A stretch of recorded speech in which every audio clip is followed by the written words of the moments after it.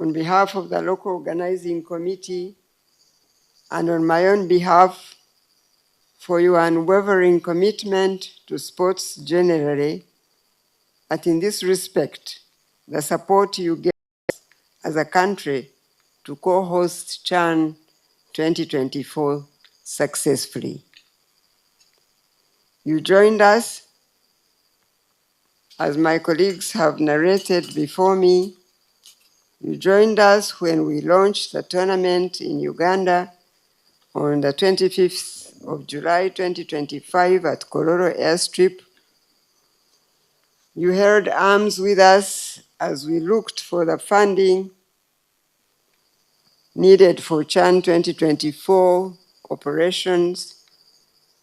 This evening, you have also given us some of your time out of a very busy schedule to be here with us and to give an opportunity for these young people to thank you themselves and for you to thank them in person. All of us here this evening can affirm that in co-hosting the CHAN 2024 tournament as a country, we made history, as being among the first 3 countries to jointly co-host CHAN, and in addition, it was also the very first time for Uganda to be hosting this continental tournament. Furthermore, the favor on our homeland also followed our national football team as they made it to the quarterfinals of the CHAN tournament for the very first time. As many of you witnessed, the public was very appreciative of the level of security and safety at Namboli during and after the matches. And I'm sorry, as Honorable Magogo was saying, that the last 2 we didn't do so well because we had withdrawn some of the security people, believing that we were done with CHAN. Next time, we will certainly do better. So I applaud the joint security services that were led by the Uganda Police Force for a job very well done. Talking about Nambole Stadium, Your Excellency, I watched 2 matches in person at this stadium.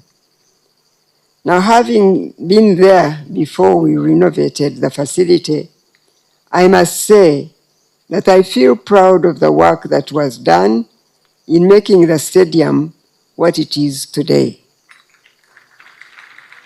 It is as beautiful when you are seated in the stands as it is on the television screens. My prayer now is that the leadership and management team at Nambole will do a good job of being stewards of this facility. It is important that the culture of maintaining public infrastructure, such as sports facilities, is upheld because it does cost much less resources to maintain a facility than first letting it get run down and do an overhaul many years later. On a related note, the Cabinet passed the CHAN AFCON budget of up to 1.3 trillion. That includes maintaining these football stadia to ensure AFCON finds them as good as they can be. Let me also take this opportunity to thank the various service providers that were part of the process of maintaining these facilities that were utilized during CHAN 2024 tournament. I thank the service providers for another job very well done. Your Excellency and dear guests here tonight, CHAN 2024 gave us an opportunity to also test the capacity of the private sector that offer various services necessary to effectively host such events. As a LOC, we took observations and lessons that will inform us on how to better plan and prepare for AFCON 2027, which shall be hosted in 2 stadia, in Nambole and Hoima City Stadium. So, everything that we saw happening at Nambole and its surroundings because of CHAN 2024 shall also happen in Hoima City Stadium and its surroundings in terms of effective hosting. Therefore, the private sector needs to be mobilized and organized effectively to play the role expected of them, because most of the services, in order for them to deliver to such tournaments as CHAN and AFCON, are delivered by the private sector services like transport, accommodation, feeding, and leisure activities, among many others, need to have enhanced capacity in both Hoima City, Chira Municipality, and Kampala for a memorable experience by the thousands of fans that will come to watch their teams during AFCON 2027. Now, talking of fans that came to the country during such a tournament, we learned from the Civil Aviation Authority that in the month of July this year, Entebbe International Airport received the highest passenger traffic in its entire history. There was more than one factor that contributed to this increase in passenger traffic, but the effect of people moving in and out of the country because of CHAN 2024 tournament was identified as a major contributor. Finally, we applaud our national football team that was assembled to participate in the CHAN 2024 tournament. We congratulate you, young Ugandans. You once again, upon the history you made for Uganda, we congratulate you with all our hearts. As the Apostle Paul said in his letter in the book of Philippians, he said to the church at Philippi, in quotes, not that I have already attained or am already perfected, but I press on, that I may lay hold of that for which Christ Jesus has also laid hold of me. Brethren, I do not count myself to have apprehended, but one thing I do, forgetting those things which are behind and reaching forward to those things which are ahead. I press toward the goal for the prize of the upward call of God in Christ Jesus, unquote. As a country and national team, what we attained in CHAN 2024 is now history. Therefore, we cannot let that history become a source of complacency. There is room for us to improve in all ways in our preparations as a local organizing committee and the national football team to ensure that we do even better in AFCON 2027. AFCON 2027 is that prize and goal we must aim for by doing well in the tournament, given that we are co-hosts again. As the Ministry of Education and Sports, we are committed to ensuring that our national team is given all the necessary support to adequately prepare for AFCON 2027, starting with where the national team players are picked from. And I want to say this directly to Honorable Magogo because he also talked about the football clubs. I don't have to go into the details of the football clubs. I trust that we will have a lock meeting and we will go into those details. We want to discuss all the details that we went through, where we didn't do well, where we did better, where we were, by God's grace, blessed by Him fighting for us. Really, we are going to go into all that. And I trust that going into those details and correcting the mistakes we may have made and straightening up where we were not right, I trust that we will do better with AFCON 2027.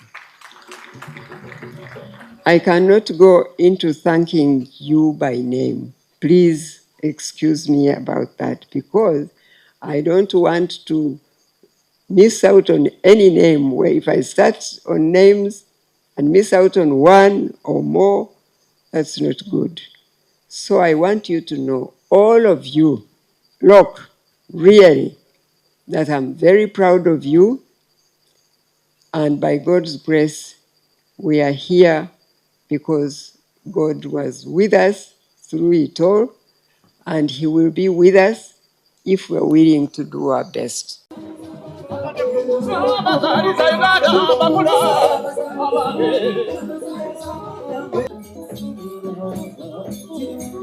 And how was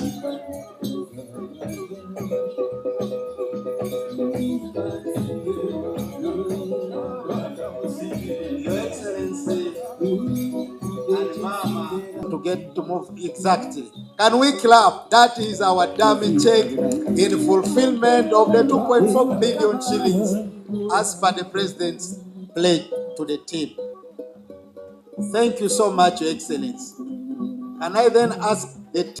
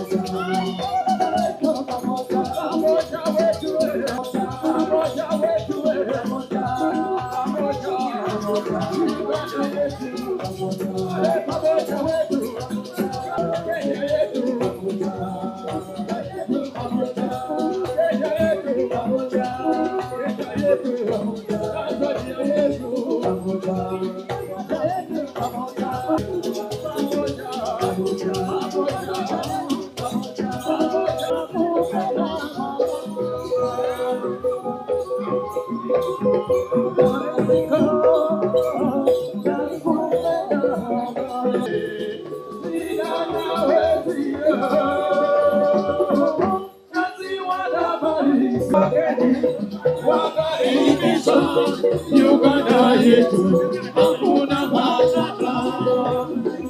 Jambo bwana habari gani uzuri sana wakati wakaribishwa habari za Uganda bakula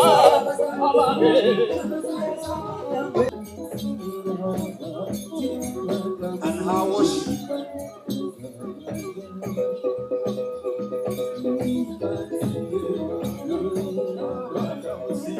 Your Excellency and Mama to get to move exactly? Can we clap? That is our dummy check in fulfillment of the 2.4 billion shillings as per the President's pledge to the team.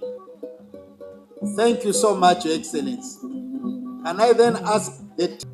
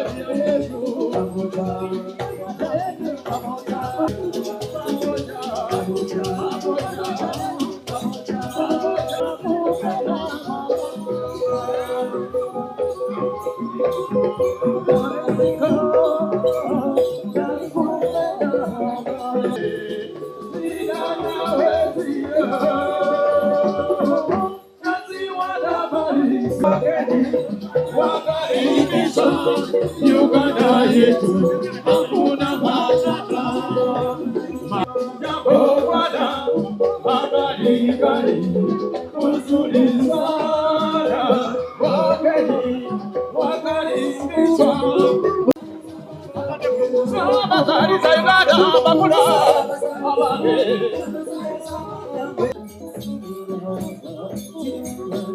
how was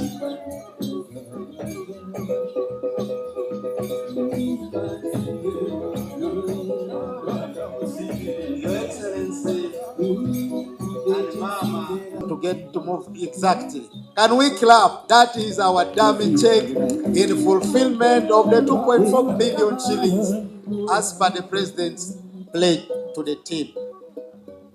Thank you so much, Your Excellency. Can I then ask the team?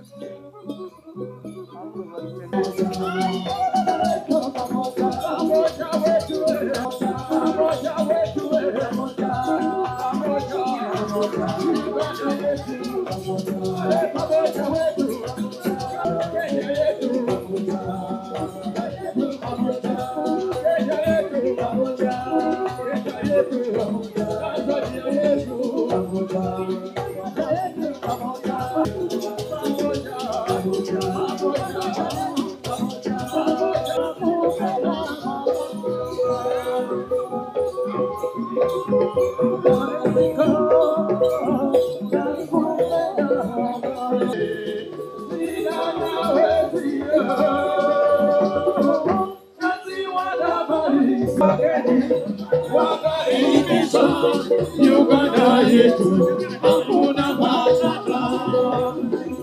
Jambo bwana mabadilikani uzuri sana wakaribishwa. There was another game later where I think it was South Africa, where God had to come from heaven and rescue directly. Because when I watched initially, you were like, I think you had scored first. I think Uganda had scored first or something like that against South Africa. Then, of course, me, I don't have time to watch the whole thing. I went to do something else. When I came back, they said, what has happened? No, you had considered a goal, I think. Then when I was watching, your defense was nowhere to be seen. Then the goalkeeper, do you remember that goalkeeper when he ran?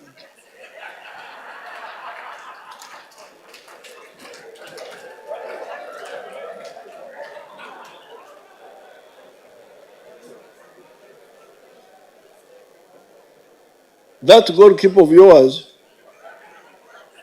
had to go from his area. He actually got to the ball.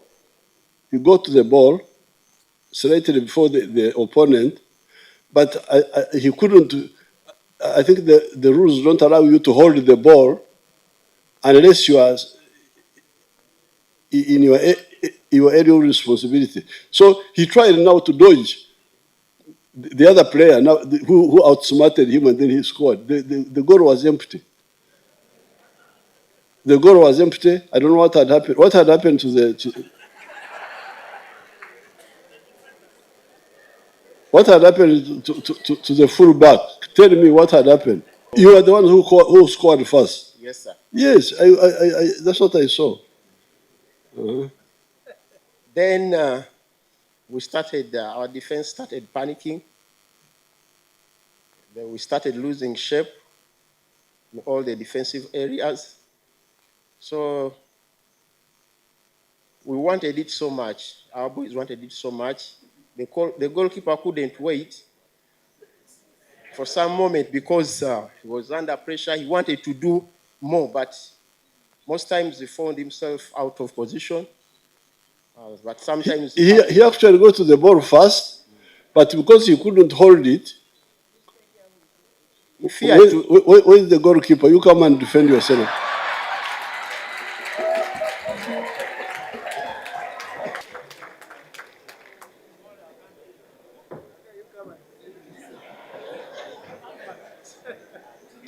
where had the fullback gone? I think the fullback can answer that. Thank you, Mr. President. In that moment, we were attacking, so we were high up in the pitch, so we were caught up in the moment. Why do you all go to attack? Because this is the whole thing of the AOR in the army, area of responsibility. Why would you all go to attack and then you leave the goalkeeper alone? Yes, Mr. President, in that moment, the ball was on the right, in the right flank, so it was a counter-attack. So the defense was high up, so he had to come out, so we had to cover the goal, but eventually we couldn't defend the goal. Where is this man? What do you think of my military idea of AOR, area of responsibility? Everybody stay in your area of responsibility, you will be more efficient. I don't know what you think. Instead of all of you going on one side, then you need to run back, all of you. Is it not even tiring? In fact, Your Excellency, you are very right. Football was created by the army in the 18s. It's mostly structured in the army shape. Every player has his job to be done. Every player has to have a job to perfect it. And once you are disjointed somewhere in defense, you get a lot of problems. So totally it is in the shape of army guard. You have got a white coach. I saw a white man here. Where is that for our white friend? Come. What do you think? And like Gavin told you, when you go forward and you come to a counter, that means that you're not in position. And that's mostly when you're attacking. So therefore, we always talk about wrist defense. But at that moment, if your wrist defense is not at place, it's difficult. But why should all these 9 or so people go forward? Why wouldn't you have the 5 forward and others? What is the problem? My explanation, we all attack and we all defend.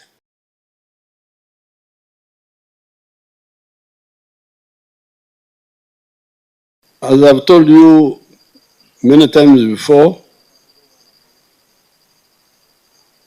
I was a sports person, I was a footballer, and I used to play cricket and so on. So I know quite something about sports. We have not yet concentrated on sports as a country. The sports people have come up mainly because of peace in the country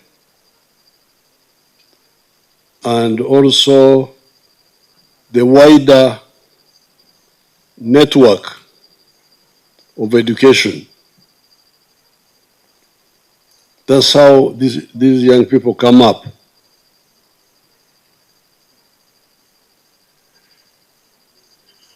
And the infrastructure we have put in place is minimal, but as you can see, we are already doing well in athletics, in football, and the other sports. This is just Okoroza, just radio talk shows and other methods of communication about nutrition. That's where you should start, nutrition. Our people, children and young people and adults needed to eat nutritious foods. These foods are there, but the people don't know. They just eat, eat, eat, eat. We could require, by policy, not necessarily by budget, require everybody who is running a school, whether government or private, to make sure that you have got a football, a sports field, sports pitch.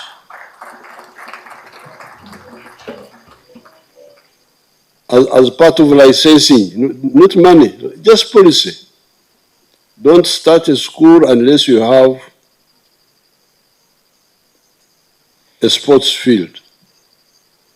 H.E Museveni. This is just policy. And nobody should be allowed to start a school if he doesn't have that facility. And you will see the infrastructure will spread massively.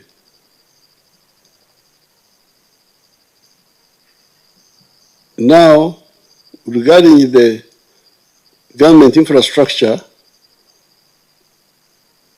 from what we have done,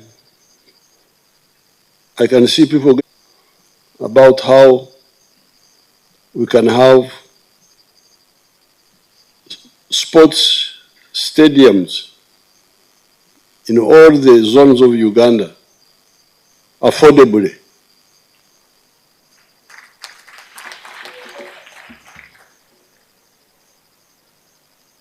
Our daughter, the Speaker of Parliament,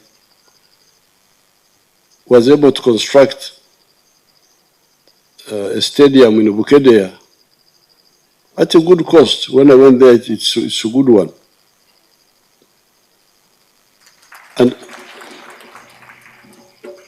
And we can replicate this in all the zones of the country.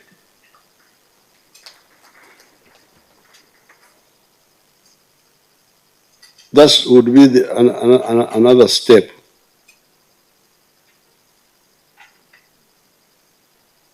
Now, once we have those basics,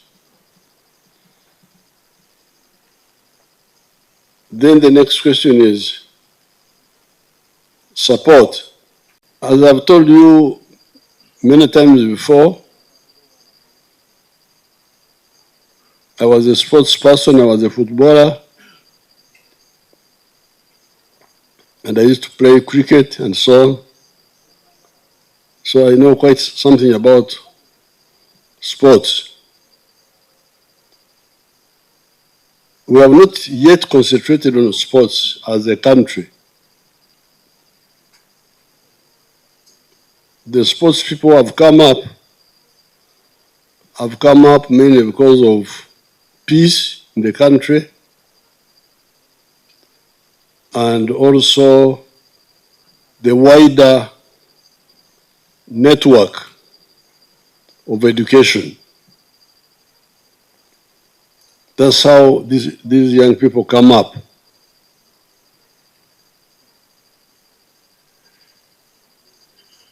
And the infrastructure we have put in place is minimal, but as you can see, we are already doing well in athletics, in football, and the other sports. This is just Okoloza, just radio talk shows and other methods of communication about nutrition. That's where you should start, nutrition. Our people, children and young people and adults needed to eat nutritious foods. These foods are there, but the people don't know. They just eat. We could require, by policy, not necessarily by budget,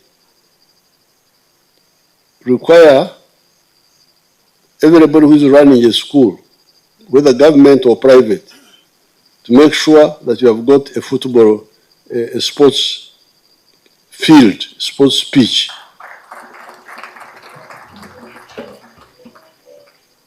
as part of licensing, not money, just policy.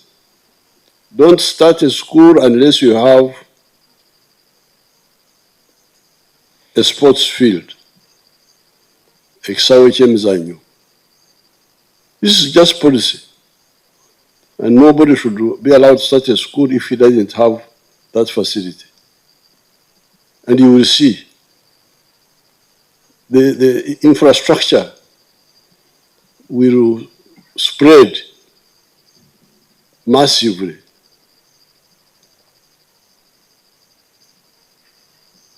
Now, regarding the government infrastructure, from what we have done, I can see people about how we can have sports stadiums in all the zones of Uganda affordably.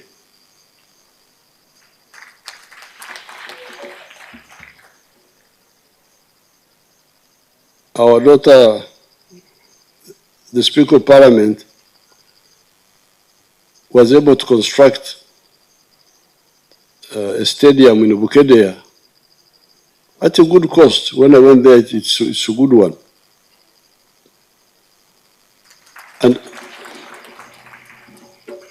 And we can replicate this in all the zones of the country.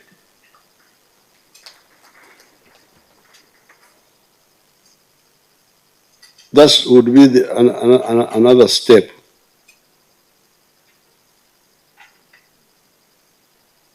Now, once we have those basics, then the next question is support. I recommended, and some people took it up, if young people show talent in the school system, why can we not recruit them into the armed forces?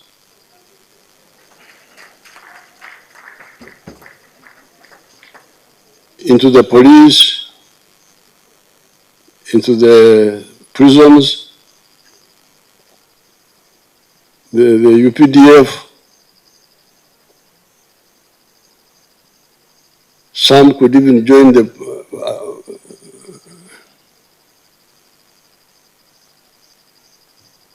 I wanted to say security organization, but those ones were not.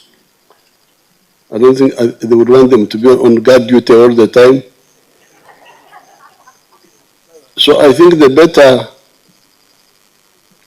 caring center are the armed forces.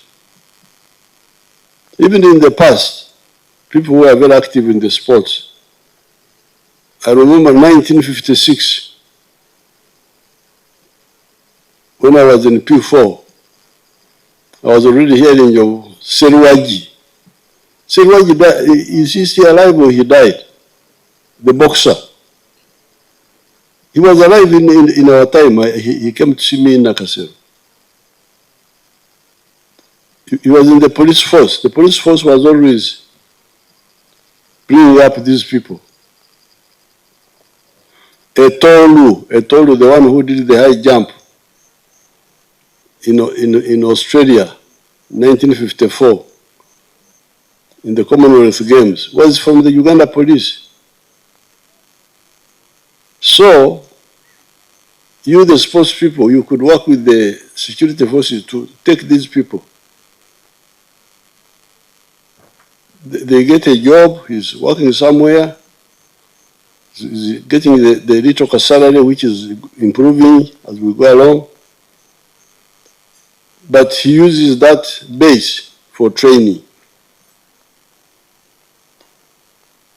So in that way, we can, those clubs which you belong to, I don't know how they are funded, you will tell me. I've never followed up how they are funded. But whatever you are doing, that could be additional.